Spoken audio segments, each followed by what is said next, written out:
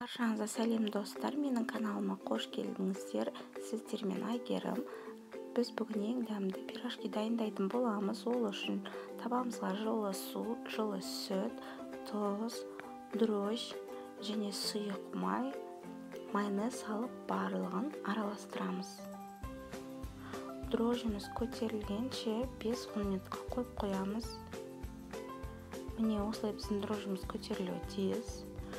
Үткіштен өткізілген ұнымызды саламыз. Қолымызбен жақсылап илеп шығамыз.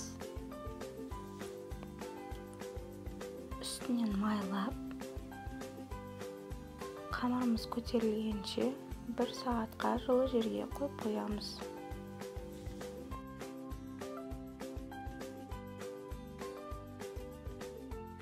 Салмасына картошка немесе капуста, тағы да басқа өзіңіз қалаған салманы салуға болады. Мен картошка пайдаландым.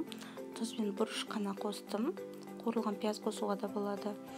Қамырымызды осылай дөңгелектеп алып, орамалмен жауып қоямыз. Кішкене қамыр көтерілгеннен кейін осылай қолымыздың көмегімен қамырымызды жаямыз. Картошкамызды саламыз. Видеода көрсетілгендей етіп өріп шығамыз.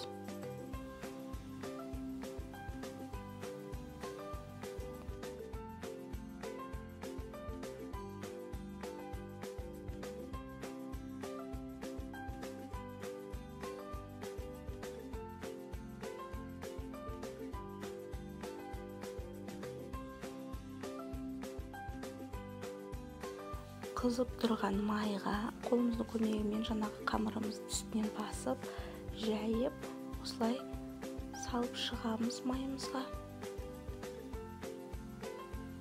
Осылай әдемі болып көтерілуі тиіс. Екі жақ бетінен де қызартып қуырып аламыз. Міне менің пирожкилерім дайын. Баршаңызға жасап көруге кеңес беремін. Өте дәмді болып шығады.